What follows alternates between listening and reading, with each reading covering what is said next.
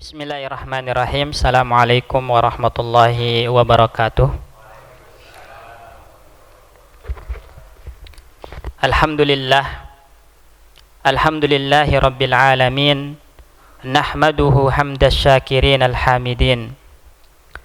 Wassalatu wassalamu ala nabiyyina wa rasulina wa syafi'ina Muhammadin wa ala alihi wa ashabihi wa man ihtada bihudahum ila yaumiddin wa ba'du. Allahumma inna nas'aluka ilman nafi'an wa rizqan tayyiban wa amalan mutaqabbala. Rabbana 'allimna ma yanfa'una wanfa'na bima 'allamtana wa zidna ilma. Rabbi syrah li sadri wa yassir li amri wahlul 'uqdatam min lisani yafqahu qawli. Jamaah kaum muslimin rahimani wa rahimakumullah. Pengajian malam ini kita awali dengan ucapan Al-Imam Ibnu Ruslan rahimahullahu ta'ala dalam kitabnya Safwatuz Zubat. Beliau mengatakan, wa man bi ghairi ilmin la ya'malan fa'amaluhu mardudatun la tuqbalan. Siapapun yang beramal tanpa ilmu, maka amalannya tertolak, tidak akan diterima. Begitupun Al-Imamul Bukhari rahimahullahu ta'ala dalam Sahih Bukhari membuat sebuah bab yang judulnya adalah Babul Ilmi Qablal Qawli wal Amal. Bab berilmu terlebih dahulu sebelum berucap dan beramal. Dan insyaallah malam hari ini kita akan coba untuk merefresh atau mereview ulang pengetahuan-pengetahuan kita tentang bagaimana kita harus menyambut kedatangan bulan Ramadan. Insyaallah materi ini atau majelis ini kita akan bagi menjadi dua. Malam ini dan juga di pekan terakhir nanti Ahad ba'da subuh. Malam ini kita akan membahas pembahasan tentang bagaimana semestinya kita menyambut kedatangan bulan Ramadan. Kemudian apa keutamaan-keutamaan, keistimewaan-keistimewaan dari bulan yang mulia ini, serta kewajiban-kewajiban, amalan-amalan utama yang harus kita lakukan di bulan yang agung ini. Kemudian nanti di Ahad selanjutnya kita akan membahas tentang serba-serbi fikih puasa. Karena berilmu sebelum beramal itu adalah sebuah kewajiban. Makanya baginda Rasulullah sallallahu alaihi wasallam dalam hadis mengatakan, talabul ilmi faridatun ala kulli muslimin. Menuntut ilmu itu wajib bagi setiap muslim. Terkait apa? Terkait ibadah yang akan mereka lakukan, ilmu yang mereka butuhkan terkait ibadah dan muamalahnya. Maka pertanyaannya, ketika Ramadan telah mendekat dan bulan ini adalah bulan yang dinanti-nanti kehadirannya oleh semua orang-orang beriman di penjuru dunia, kita sudah benar-benar mempersiapkan diri untuk menyambut kedatangannya. Bagaimana semestinya, bagaimana seharusnya kita menyambut bulan Ramadan? Jangan kita menyambut kedatangannya itu sebatas ikut-ikutan, latah, bukan dibangun di atas ilmu. Maka perlu kita mengetahui bagaimana semestinya kita menyambut bulan Ramadan. Ketahuilah jamaah sekalian rahimani wa rahimakumullah, di antara cara terbaik kita menyambut kedatangan bulan Ramadan yang pertama adalah bertaubat kepada Allah Subhanahu wa ta'ala. Kenapa kita harus bertaubat? Iya, yang namanya taubat itu kan sesuatu yang dituntut setiap waktu, setiap saat.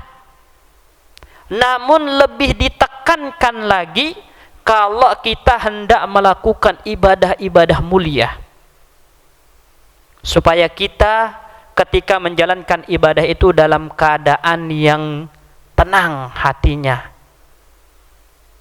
dalam keadaan yang selamat hatinya ketika melakukan ibadah dan menghadap kepada Allah Subhanahu wa ta'ala. Kita dituntut untuk bertaubat dari dosa-dosa, baik yang berkaitan dengan hak Allah ataupun yang berkaitan dengan hak sesama manusia. Kenapa? Kita harus bertaubat dari dosa yang berkaitan dengan hak sesama manusia, supaya kita tidak menjadi hamba-hamba yang pailit, hamba-hamba yang rugi. Bukankah di dalam hadis Nabi SAW pernah sampaikan kepada kita, atadruna manil muflis? Tahukah kalian siapa orang-orang bangkrut, orang-orang yang pailit? Para sahabat mengatakan, al-muflisun fina man la dirhama lahu wala mata'. Yang bangkrut itu yang enggak punya uang, enggak punya harta. Tapi kata Nabi, bukan itu yang bangkrut sebenarnya. Mereka adalah man jaa'a yaumal qiyamati bi salatin wa siyamin wa zakat. Orang yang datang dengan pahala zakat, pahala haji, pahala puasa, pahala sedekah, pahala ibadah-ibadah lainnya. Tapi dalam kehidupan dunia qad syatama hadza, pernah mencela fulan, pernah menghina fulan, pernah merampas harta fulan. Baik dia melakukan kesalahan, kezaliman yang disengaja ataupun tidak, itu akan membuat pahala ibadah kita, terutama pahala puasa yang akan kita jalankan ini, menjadi alat pembayaran untuk kezaliman kita. Jadi pahala itu diserahkan kepada orang yang kita zalimi. Kalau enggak cukup, dosa orang yang dizalimi dipindahkan kepada kita. Rugi, pailit. Maka cara terbaik menyambut kedatangan bulan Ramadan adalah bertaubat kepada Allah Subhanahu wa taala terkait dosa-dosa kita yang berkaitan dengan hak Allah ataupun hak sesama manusia. Dan saya kira kebiasaan atau tradisi teman-teman, saudara-saudara kita sesama muslim yang minta maaf sebelum datangnya bulan Ramadan itu adalah merupakan tradisi yang sangat baik, karena supaya tadi pahala puasanya itu tidak merugi, karena sudah saling menghalalkan satu sama lain. Oleh karena itu dalam hadis Nabi sampaikan, man kana lahu mazlamatun li akhihi, kalau Anda punya kezaliman kepada saudara Anda, maka minta dihalalkan sebelum datang hari tidak bermanfaat lagi dinar dan dirham. Uang, harta yang kita punya tidak bermanfaat lagi. Yang digunakan adalah pahala kebaikan kita untuk membayar kezaliman kita. Allah Subhanahu wa taala dalam Al-Qur'an sampaikan kepada kita, wa tubu ilallahi jami'an ayyuhal mu'minun la'allakum tuflihun. Bertaubatlah kalian kepada Allah wahai orang-orang beriman dengan taubat yang nasuha, agar kalian menjadi orang-orang yang beruntung, bukan orang-orang yang merugi, bukan orang-orang yang pailit. Kalau baginda Nabi sallallahu alaihi wasallam dalam riwayat Imam Muslim dari sahabat Aghar Ibnu Yasar menyampaikan, Rasulullah sallallahu alaihi wasallam bersabda, ya ayuhan nas tubu ilallah, wahai sekalian manusia, kata Nabi, wahai sekalian kaum muslimin, bertaubatlah kepada Allah Subhanahu wa taala. Fa inni atubu ilallahi fil yaumi mi'ata marrah, karena saya bertaubat kepada Allah dalam satu hari itu 100 kali. Itu Nabi, manusia yang paling mulia, yang telah dijamin oleh Allah Subhanahu wa taala dengan surga. Dosa-dosanya baik yang telah berlalu ataupun akan datang diampuni, maksum dari kesalahan, tapi bertaubat kepada Allah sehari 100 kali. Lalu bagaimana dengan kita, orang yang menjadi gudangnya dosa, yang penuh dengan kelalaian? Maka tentu lebih pantas, lebih wajib untuk memperbanyak taubat kepada Allah Subhanahu wa taala. Ini yang pertama. Kemudian yang kedua, ketika Ramadan telah mendekat dan sekarang beberapa hari lagi insyaallah bulan Ramadan akan tiba, maka perbanyak berdoa, mengangkat tangan, memohon kepada Allah Subhanahu wa taala agar Allah memberikan kesempatan kepada kita untuk berjumpa dengan bulan Ramadan. Lihatlah kepada para salaf ridwanullah alaihim ajmain. Mereka 6 bulan sebelum Ramadan tiba berdoa dengan penuh rasa harap tanpa henti agar diberikan kesempatan berjumpa dengan bulan Ramadan. 6 bulan berdoa memohon kepada Allah Subhanahu wa taala. Kemudian 5 bulan sisanya setelah Ramadan selesai, 5 bulan sisanya berdoa agar Allah Subhanahu wa taala menerima amal ibadah mereka di bulan Ramadan. Ya Allah, Allah mabalikna Ramadan. Ya Allah, sampaikan kami kepada bulan Ramadan. Berikan kesempatan kepada kami untuk berjumpa dengan bulan Ramadan. Ini doa-doa para salaf. Bapak-bapak sekalian rahimani wa rahimakumullah. Al-Imam Ibn Rajab Al-Hambali rahimahullah ta'ala menyebutkan, seandainya laukila li ahlil kubur, kata beliau, seandainya dikatakan kepada orang-orang yang telah mati, yang ada di alam kubur itu, tamannau, coba berangan-angan kalian, bercita-citalah kalian, minta apa yang kalian minta, la tamannau yauman min Ramadan, mereka pasti akan berharap diberikan kesempatan sehari saja untuk kembali ke bulan Ramadan. Maka kita yang masih diberikan kesehatan oleh Allah Subhanahu wa taala, jangan terperdaya. Wah, saya pasti berjumpa dengan bulan Ramadan. Belum tentu. Belum tentu. Siapa yang menjamin kalau kita setelah keluar dari majelis ini masih hidup?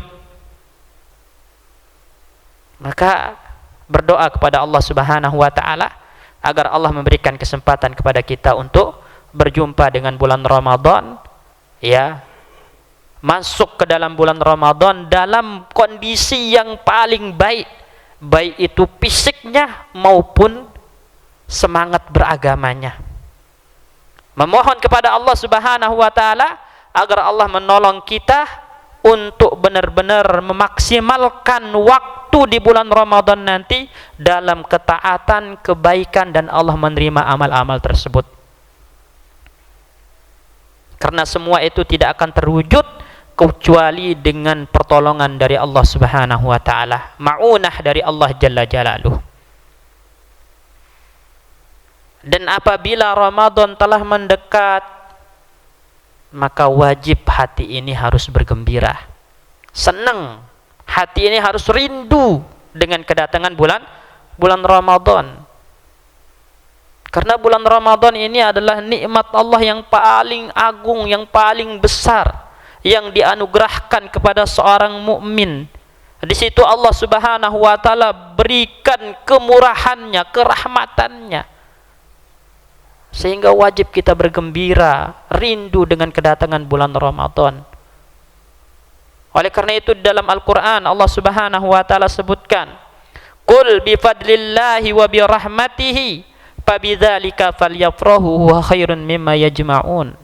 Katakanlah wahai Muhammad, hendaklah mereka dengan keutamaan dari Allah, dengan rahmat Allah, dan tentu masuknya bulan Ramadan adalah seutama-utama karunia dan nikmat Allah yang harus kita berbahagia dengannya. Karena yang demikian itu lebih baik daripada harta dunia, ghanimah-ghanimah dunia ini. Di bulan Ramadan Allah buka lebar pintu surganya. Allah tutup rapat pintu-pintu neraka. Setiap malam harinya Allah punya utaqa minan nar, orang-orang yang dibebaskan dari api neraka. Maka tidak heran orang-orang yang ada di alam kubur itu kalau diberikan kesempatan mereka akan minta kembali ke bulan Ramadan walaupun sehari. Sehingga wajib kita bergembira. Jangan ada di antara kita yang merasa terbebani, yang merasa diberatkan dengan kedatangan bulan Ramadan. Sejatinya Ramadan tiba itu untuk memberikan kemudahan kepada kita. Buktinya apa? Allah ingin menggugurkan dosa-dosa kita. Allah ingin mengangkat derajat kita. Bahkan ibadah yang kita dilakukan di bulan Ramadan, kewajiban-kewajibannya itu setelah diringankan oleh Allah, diberikan keringanan dibandingkan dengan kewajiban yang Allah bebankan kepada umat-umat terdahulu. Kita benar-benar diberikan keringanan oleh Allah Subhanahu wa taala sehingga kita enggak layak untuk merasa diberatkan dengan hadirnya bulan Ramadan. Kalau kita renungi di Al-Qur'an, itu ayat tentang puasa ditutup dengan apa?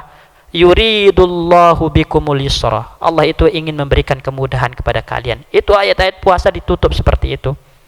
Oleh karena itu enggak boleh kita merasa ada masyakkah, ada hal yang memberatkan, yang menyulitkan ketika bulan Ramadan tiba dengan ibadah-ibadah yang ada di dalamnya.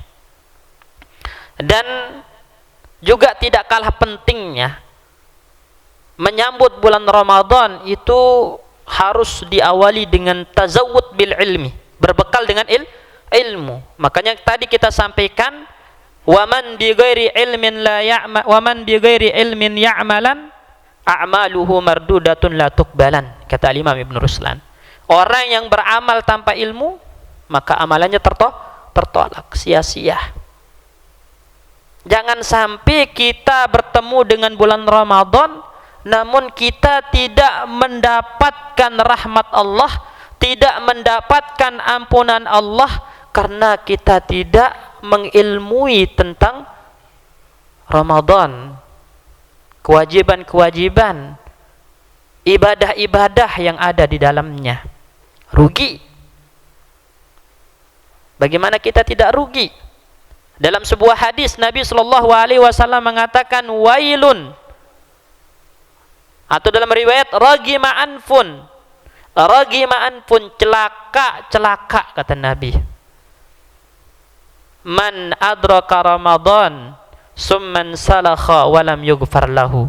Orang yang berjumpa dengan bulan Ramadan kemudian Ramadan usai tapi dosa-dosanya tidak diampuni oleh Allah Subhanahu wa taala karena tidak berbekal dengan ilmu. Dia tidak tahu bagaimana harus memuliakan, mengagungkan, memaksimalkan ya, meraih ampunan Allah di bulan Ramadan.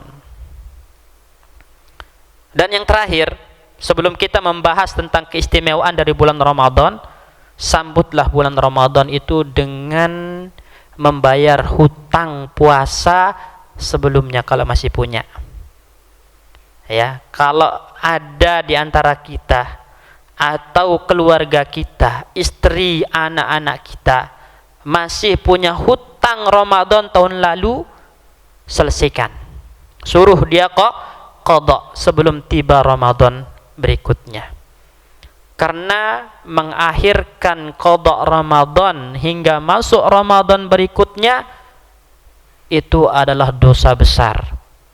Ya, dosa besar. Dia punya hutang di bulan Ramadan yang lalu, kemudian masuk bulan Ramadan berikutnya belum dilunasi hutang puasanya, dia melakukan dosa besar. Karena itu adalah dosa besar, maka dia wajib mengkodoknya, sebab belum gugur kewajiban tersebut sampai dia mengkodoknya, plus dia harus bayar kafarah kalau sampai seperti itu.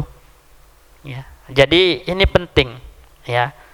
Mumpung masih ada kesempatan, maka ingatkan ya keluarga kita, anak istri kita bila masih memiliki hutang untuk menyelesaikannya, hutang puasa. Baik, karena Ramadan ini adalah merupakan tamu istimewa, maka perlu kita mengenal keistimewaannya agar semakin rindu kita, agar semakin berharap kita diberikan kesempatan untuk berjumpa dengan bulan Ramadan.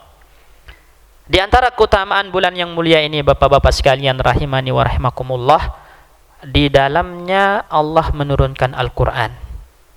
Sebagaimana dalam firman Allah Subhanahu wa taala, "Syahrul Ramadan alladzi unzila fihi al-Qur'an hudan lin-nasi wa bayyinatin minal huda wal furqan, faman syahida minkum asy-syahra falyasumhu." Bulan Ramadan adalah bulan yang di dalamnya Allah turunkan Al-Quran. Maksudnya bagaimana? Allah menurunkan Al-Quran 30 juz dari Lauhul Mahfuz ke langit dunia, dibawa oleh malaikat Jibril alaihissalam. Kemudian baru nanti dari langit dunia turun kepada baginda Nabi SAW secara bertahap selama 23 tahun. Lihat di sini. Kalau kita perhatikan ayat ini, kita akan mengambil pelajaran yang sangat berharga, yaitu segala sesuatu yang berinteraksi dengan Al-Quran, yang memiliki kaitan langsung dengan Al-Quran itu akan menjadi mulia. Bulan Ramadan itu kenapa menjadi bulan yang paling mulia di antara bulan-bulan yang lain? Karena di dalamnya Allah turunkan Al-Quran. Tepatnya di malam Lailatul Qadar. Nah, malam Lailatul Qadar, kenapa itu menjadi malam yang paling mulia dari malam-malam yang ada? Bahkan sampai-sampai Allah mengatakan Lailatul Qadari khairun min alfi syahrin. Malam Lailatul Qadar itu lebih baik daripada 1000 bulan. Ibadah di malam Lailatul Qadar, karena begitu mulia dan agungnya malam ini, itu setara bahkan lebih baik daripada ibadah 1000 bulan. Kalau kita kalkulasikan itu 83 tahun lebih. Dan kita itu jarang memiliki usia sampai itu, Pak. Ya, usia kita itu antara 60 sampai 70 tahun. Kalaupun ada yang sampai 80, 90, juga belum tentu semua usianya buat ibadah. Kadang lali kita lebih banyak. Nah, kalau Allah berikan kesempatan kepada kita bertemu dengan malam yang mulia ini, malam Lailatul Qadar, sangat luar biasa keutamaannya. Kenapa itu malam bisa memiliki keagungan yang luar biasa? Karena ada kaitannya dengan Al-Quran. Di malam itu Allah turunkan Al-Quran. Jibril alaihissalam, malaikat yang paling mulia di antara malaikat-malaikat Allah, karena bertugas membawa Al-Quran turun. Nabi kita Nabi Muhammad menjadi Abdulul Anbiya, Abdulul Mursalin, karena kepadanya Al-Quran turun. Dan kita umatnya Muhammad sallallahu alaihi wasallam menjadi umat terbaik karena Al-Quran turun kepada kita. Dan setiap individu dari umat Muhammad ini, yang paling baik dari mereka siapa? Adalah orang yang paling dekat dengan Al-Quran. Bukankah di dalam hadis Nabi mengatakan, khairukum man ta'allama al-Quran wa 'allamahu. Sebaik-baik kalian adalah yang belajar Al-Quran, yang mengajarkan Al-Quran, yang membaca Al-Quran. Maka jika kita mengetahui segala sesuatu yang memiliki kaitan dengan Al-Quran itu menjadi mulia, sudah semestinya kita memperbaiki hubungan kita dengan Al-Quran. Terutama ketika bulan Ramadan tiba. Ya, intensitas kita, ya, muamalah atau kedekatan kita dengan Al-Quran itu harus semakin lebih kuat. Yang di luar Ramadan mungkin jarang membuka Al-Quran, sekarang sebelum tiba Ramadan latih diri kita, mulai ya melatih diri kita untuk membaca Al-Quran. Karena Al-Quran ini akan menentukan derajat kita. Sebagaimana dalam hadis Nabi mengatakan, Iqra' wartaqi, baca dan terus naikkan derajatmu. Karena derajat kamu itu sesuai dengan kadar ayat yang kamu baca. Jadi ayat terakhir yang Anda baca sebelum meninggal, maka setinggi itulah derajat kita. Di antara keagungan Al-Quran ini, bukti bahwasanya Al-Quran akan menjadi pembela orang-orang yang membacanya, itu kelak pada hari kiamat datang dan meminta kepada Allah untuk menjadi pemberi syafaat bagi orang-orang yang membacanya. Al-Quran berkata, ya Allah, aku menjadikan hambamu ini malam hari bergadang karena tersibukkan dengan membacaku dalam qiyamul lailnya, maka jadikan aku pemberi syafaat untuknya. Al-Quran datang untuk memberikan syafaat. Cuman pertanyaannya, sejauh apa kedekatan kita dengan Al-Quran? Jangan sampai kita termasuk orang yang diadukan oleh Nabi sallallahu alaihi wasallam sebagaimana dalam ayat, inna qaumi ittakhadhu hadzal qur'ana mahjura. Ya Allah, kaumku telah menjadikan Al-Quran ini sesuatu yang telah ditinggalkan. Enggak dibaca, enggak diamalkan, enggak dipelajari. Ditaruh cuman di rak, di dalam lemari. Jangan sampai kita seperti itu. Jadi mulailah melatih diri kita untuk dekat dengan Al-Quran sebelum Ramadan tiba. Kalau ada di antara kita yang belum bisa baca Al-Quran, belajar. Mulai belajar. Karena apabila telah kita mulai belajar, yang namanya belajar itu tidak memiliki akhir, tidak memiliki ujung. Yang jadi masalah enggak mulai-mulai, itu yang jadi masalah. Nah, padahal ya seorang mukmin harus bisa membaca kalamu Rabbih, firman-firman Rabbnya yang menjadi pedoman hidupnya. Baik.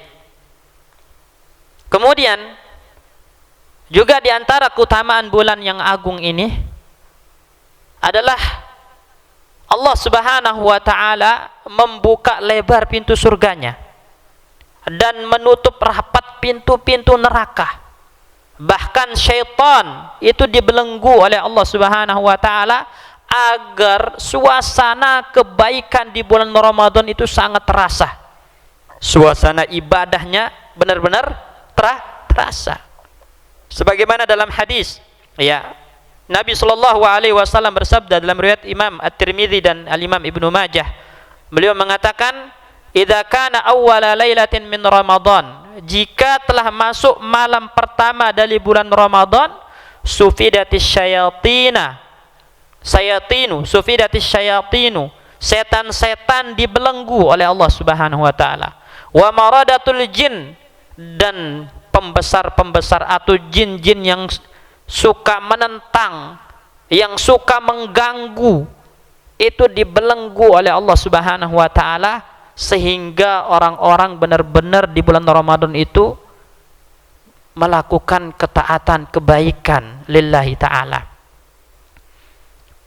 Kalau ada orang bertanya, kalau memang setan dibelenggu, maradatul jin dibelenggu, kok masih banyak yang bermaksiat kepada Allah di bulan Ramadan? Itu sebabnya adalah kemaksiatan, kedurhakaan udah mendarah daging pada dirinya, sehingga setan gak perlu untuk menggodanya untuk melakukan maksiat. Karena sudah menjadi kebiasaan dia bermaksiat, maka setan gak perlu menggodanya untuk bermaksiat kepada Allah Subhanahu wa taala. Oleh karena itu di awal kita sampaikan, sambut bulan Ramadan dengan taubat, dengan istighfar. Karena dosa, salah satu hukumannya yang paling berat adalah Allah cabut nikmat ibadah, Allah cabut nikmat ketaatan. Berat kita melakukan ibadah, berat kita melakukan ketaatan, ringan bermaksiat kepada Allah karena efek dari dosa. Makanya awali kedatangan bulan Ramadan, sambut dengan banyak-banyak taubat dan istighfar kepada Allah Subhanahu wa taala. Kemudian Nabi mengatakan, wa futihat abwabul jannati falam yughlaq minha babun. Pintu-pintu surga dibuka lebar dan tidak ada satupun yang ditutup dari pintu-pintu surga. Begitu luas rahmat Allah, ampunan Allah di bulan Ramadan, sampai pintu-pintu surga dibuka semua. Wa ghuliqat abwabun nari falam yuftah minha babun. Pintu-pintu neraka ditutup rapat dan tidak ada satupun pintu neraka yang dibuka di bulan Ramadan. Karena Allah ingin menunjukkan ampunannya, rahmatnya di bulan ini, sehingga lillahi utaqa minan nar fi kulli lailatin. Allah itu punya hamba-hamba yang dibebaskan dari api neraka setiap malam bulan Ramadan. Maka tadi rugi kalau kita berjumpa dengan bulan Ramadan yang begitu luar biasa keagungan, ampunan, rahmat Allah, tapi kita tidak mendapatkan ampunan rahmat tersebut karena kita tidak bisa mengagungkan Ramadan, tidak bisa atau tidak melakukan ketaatan yang semestinya kita perbanyak di bulan Ramadan. Sehingga wajar kalau malaikat Jibril itu datang kepada Nabi Shallallahu Alaihi Wasallam dan mengatakan, wahai Muhammad, ucapkan amin. Jadi Rasulullah ketika itu mengucapkan amin, amin, amin 3 kali. Para sahabat penasaran, kenapa Nabi mengucapkan amin gitu kan 3 kali. Akhirnya bertanya, salah satu jawabannya itu adalah, fa inna Jibril atani, tadi Jibril datang kepadaku. Kemudian mengatakan, man adraka Ramadan, siapapun yang berjumpa dengan bulan Ramadan, summan salakha minhu, kemudian Ramadan usai, falam yughfar lahu, dosa-dosanya tidak diampuni oleh Allah Subhanahu wa taala, fa adkhalahun nar fa abadahu, semoga Allah masukkan ke neraka jahanam dan Allah jauhkan dari rahmatnya. Qul amin, katakan amin wahai Muhammad. Faqultu amin, maka aku pun mengatakan amin, semoga Allah mengabulkannya. Yang berdoa siapa? Malaikat Jibril. Yang mengaminkan Rasulullah sallallahu alaihi wasallam. Takut kita ya berjumpa dengan bulan Ramadan tapi kita tidak mendapatkan ampunan Allah karena tidak mengerti bagaimana kita memanfaatkan kesempatan yang Allah berikan kepada kita.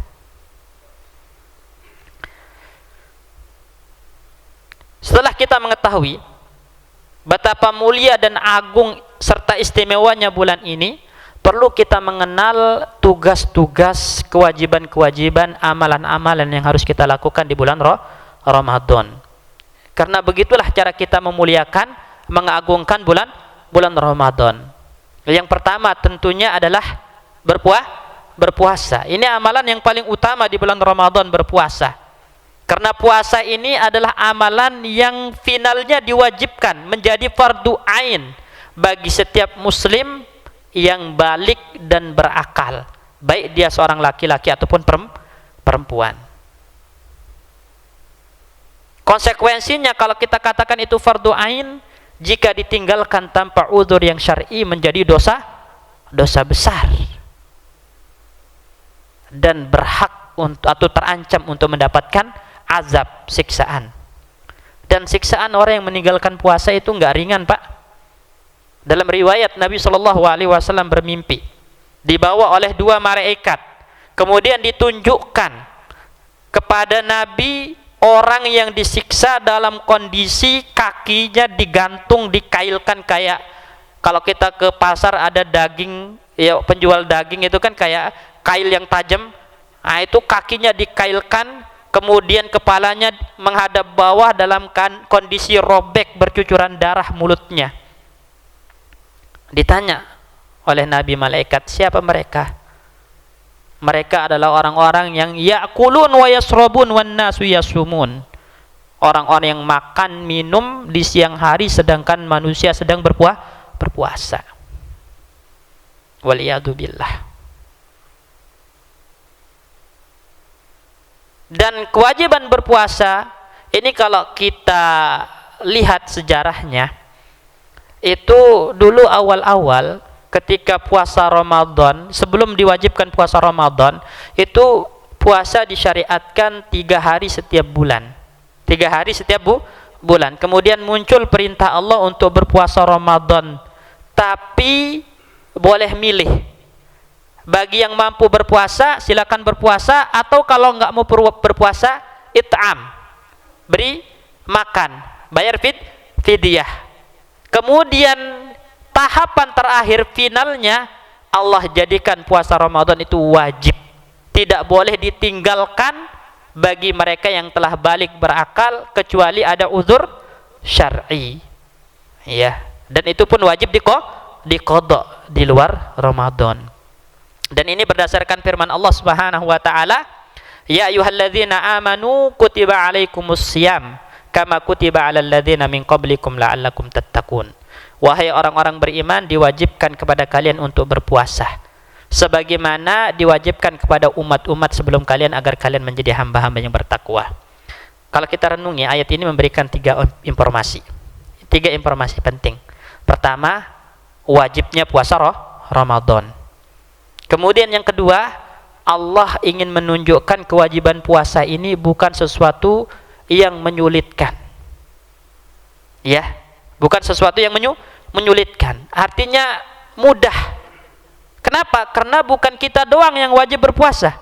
Umat-umat sebelum kita juga diwajibkan. Jadi syariat yang sifatnya menyeluruh itu akan mudah dilakukan, terasa mudah kita menjalankannya dibandingkan kalau cuman kita doang yang diwajibkan, gitu kan? Nah, jadi kalau semuanya bareng-bareng berpuasa, itu akan mudah untuk dilakukan. Dan lebih lagi, tadi kita sampaikan, ya, kewajiban-kewajiban kita di bulan Ramadan itu sudah diringankan oleh Allah dibandingkan dengan orang-orang terdahulu. Buktinya, Jangan kita melihat kepada umat-umat terdahulu. Lihatlah di awal-awal Islam. Fi ibtida'il Islam, di awal-awal Islam, itu dulu para sahabat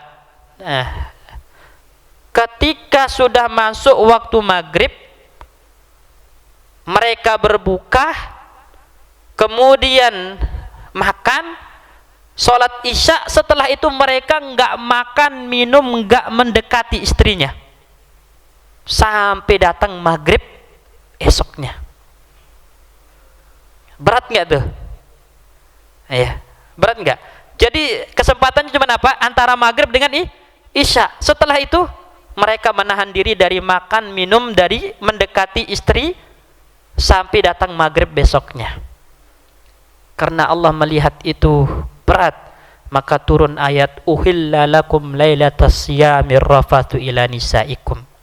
Dihalalkan bagi kalian untuk mendekati istri-istri kalian, berhubungan dengan istri kalian di malam hari bulan Ramadan. Bulan Ramadan, jadi Allah ringankan. Makanya Allah tutup ayat itu dengan apa? Yuridullahu bikumul yusra. Allah ingin memberikan kemudahan kepada kalian. Kemudian juga ayat ini menginformasikan kepada kita, ketika Allah Subhanahu wa taala mewajibkan kita berpuasa di bulan Ramadan, tujuannya adalah la'allakum tattaqun. Apa makna la'allakum tattaqun? Sultanul ulama Al-Idh Ibn Abdissalam rahimahullahu taala mengatakan, la'allakum tattaqun ay tattaqunan nar bisaumihi. Supaya kalian bisa menjaga diri, melindungi diri dari neraka dengan sebab puasa di siang hari bulan Ramadan. Karena Nabi mengatakan as-siyamu junnah. Puasa itu tameng yang bisa melindungi kita dari azab neraka. Kita ketahui bersama bahwasannya sebab orang dimasukkan ke dalam neraka itu apa? Dosa. Dan sebab terbesar yang bisa menggugurkan dosa-dosa kita adalah berpuasa. Maka puasa itu tujuannya adalah supaya kita menjadi orang-orang yang bisa melindungi diri dari azab neraka. Di samping supaya kita menjadi lebih baik dalam menjalankan perintah Allah dan meninggalkan larangannya.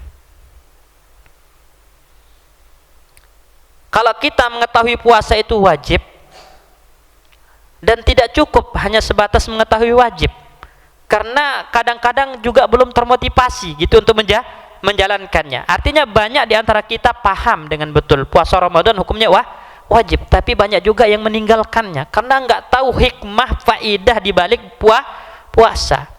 Nah, supaya kita ala basiratin, benar-benar di atas ilmu dalam menjalankan kewajiban puasa Ramadan, perlu kita mengetahui apa hikmah, apa faidah yang dapat kita petik, yang dapat kita ambil, yang dapat kita raih dari puasa Ramadan. Yang pertama, Allah akan mengangkat derajat kita setinggi-tingginya. Jadi kalau kita semua ingin diangkat derajatnya oleh Allah setinggi-tingginya, menjadi hamba-hamba istimewa, jaga puasa Ramadan. Karena dalam hadis Nabi mengatakan, inna fil jannati baban yuqalu lahu ar-rayyan. Di surga itu ada sebuah pintu yang bernama ar-rayyan. Yang mana pintu ini yadkhulu minhus shaimun, hanya orang-orang puasa yang bisa memasukinya. Jadi ini pintu istimewa yang hanya bisa dimasuki oleh orang-orang berpuasa. Kalau semua orang-orang puasa telah masuk, ditutup rapat, nggak dibuka lagi. Artinya orang-orang yang ibadahnya lain nggak bisa masuk, ya nggak bisa masuk. Menunjukkan betapa istimewanya hamba-hamba yang berpuasa, betapa tinggi derajatnya. Ya, bahkan Allah sendiri mengatakan dalam hadis qudsi, as-saumu li wa ana ajzi bihi. Puasa itu untukku dan aku yang akan membalasnya. Jadi pahala puasa itu masya Allah nggak terbatas, ya nggak terbatas karena Allah langsung yang membalasnya. Luar biasa, ya. Ini yang pertama. Kemudian hikmah disyariatkan puasa itu adalah Allah ingin menggugurkan dosa-dosa kita, Pak. Jadi kalau kita ingin digugurkan dosa-dosanya oleh Allah Subhanahu wa taala di bulan Ramadan, ingin diberikan ampunannya, ya berpuasa. Karena itu tujuan disyariatkan puasa. Dalam hadis Nabi mengatakan, "Man shoma Ramadhana imanan wa ihtisaban ghufira lahu ma taqaddama min dzambih." Jadi orang yang berpuasa Ramadan atas dasar iman, yakin itu puasa hukumnya wajib. Kemudian dijalankan karena mengharapkan pahala ampunan dari Allah, maka Allah gugurkan dosa-dosa yang telah berlalu. Jadi puasa itu hikmahnya adalah untuk menggugurkan dosa-dosa kita. Dan juga puasa itu madrasah yang bisa mengajarkan kita, mendidik kita bagaimana menekan syahwat dunia, menekan syahwat maksiat. Makanya kan disebutkan dalam hadis, wahai para pemuda, jika kalian mampu untuk menikahlah, karena itu lebih membuat kalian menundukkan pandangan dan lebih membuat kalian bisa menjaga kemaluan, kata Nabi. Tapi kalau kalian nggak mampu untuk menikah, disuruh apa? Berpuasa, karena puasa itu bisa membantu kita untuk menekan syahwat. Bapak-bapak tahu nggak? Ya, setan itu dalam tubuh manusia mengalir sesuai dengan aliran darah manusia. Sebagaimana dalam hadis Nabi mengatakan, inna syaitan yajri majrad dam. Syaitan itu mengalir mengikuti aliran darah manusia dalam tubuh. Nah, kalau orang berpuasa itu menyempit pembuluh darahnya, sehingga setan tidak bisa leluasa untuk menggodanya, membuat syahwatnya memuncak. Makanya itulah cara menekan syahwat, ya. Juga dengan puasa Ramadan ini Allah ingin mendidik kita supaya menjadi hamba-hamba yang dermawan, hamba-hamba yang memiliki empati, ya, yang tinggi.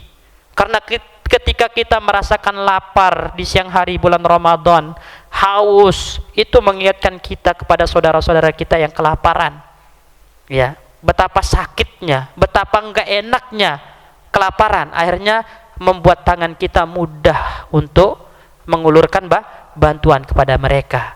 Dan perlu kita ketahui, di antara amalan yang bisa memasukkan ke surga Allah itu apa? Kata Nabi, at'imil ja'i, beri makan orang-orang yang kelaparan. Makanya di antara sunnah yang paling dianjurkan di bulan Ramadan apa? Taftirus shaim, memberikan jamuan berbuka untuk orang-orang yang berpuasa. Coba bayangkan, Pak, semuanya tahu hadis ini. Seorang wanita pelacur yang beri minum seekor anjing. Ini sering kita sampaikan. Diampuni, dimaafkan oleh Allah Subhanahu wa taala. Lalu bagaimana dengan orang-orang yang memberi makan mukmin, muwahhid? Makanya dulu ya, di dalam tafsir At-Tabari, Imam At-Tabari mengatakan, man katsura dzunubuhu, kalau kita merasa dosa kita sangat banyak, maka berilah makan orang-orang beriman, beri minum orang-orang beriman. Bila Allah mengampuni seorang perempuan karena memberi minum seekor anjing, maka tentu yang memberi makan minum orang-orang beriman jauh lebih mendapatkan ampunan dan rahmat Allah Subhanahu wa taala. Kemudian sebelum kita tutup ya, karena sudah Isya, di antara hikmah atau syariat disyariatkannya puasa ini, Bapak-bapak sekalian, itu adalah supaya kita semakin memperbanyak ketaatan kepada Allah. Karena coba antum bayangkan nanti ketika puasa, lapar enggak? Lapar kan? Haus, dahaga. Apalagi puasa itu dikenal dengan musim panas. Makanya Ramadan dinamakan Ramadan, itu diambil kata romda. Romda itu artinya syiddatul har, ekstrim panasnya, ya. Lapar, dahaga, hendaklah kita jadikan itu pelajaran bagaimana orang-orang yang ada di neraka itu nanti benar-benar kelaparan dan kehausan. Dan kita tahu makanan orang-orang di neraka kayak apa? Darah, nanah, bahkan ya mereka memakan sesuatu yang membuat isi perut mereka itu hancur, berduri. Kalau kita ingat itu ketika kita merasakan lapar, haus pada saat berpuasa, itu akan mendorong kita untuk memperbanyak ketaatan kepada Allah, mensyukuri nikmat-nikmat Allah Subhanahu wa taala, dan membuat kita berusaha untuk dijauhkan dari neraka dengan memperbanyak ketaatan kebaikan. Ini harusnya kita hadirkan pada saat kita menjalankan ibadah puasa. Itu hikmah-hikmah yang mungkin tidak langsung gitu kan, tidak langsung dirasakan, tapi ada satu hikmah yang langsung kita rasakan kalau banyak berpuasa, yaitu puasa akan menjadikan kita sehat secara fisik, jasmani dan rohani. Ya, makanya kan seringkali dokter itu juga menganjurkan puasa gitu kan, karena puasa itu bisa memberikan kesehatan secara fisik, jasmani pun rohani. Dalam hadis Nabi mengatakan, dan hadis ini hasan, sebagaimana dikatakan oleh Syekh bin Baz rahimahullahu taala, tasumu tasihhu, berpuasalah maka insyaallah kalian akan sehat, kata Nabi sallallahu alaihi wasallam. Insyaallah nanti kita lanjutkan ya pembahasan terkait tentang amalan-amalan yang utama yang harus dilakukan di bulan Ramadan selain berpuasa, kemudian juga fikih-fikih yang terkait dengan puasa pada pertemuan Ahad depan dengan izin Allah Subhanahu wa taala. Akhirnya kita tutup malam ini dengan doa kafaratul majlis. Subhanakallahumma bihamdika asyhadu an la ilaha illa anta astaghfiruka wa atubu ilaik. Assalamualaikum warahmatullahi wabarakatuh.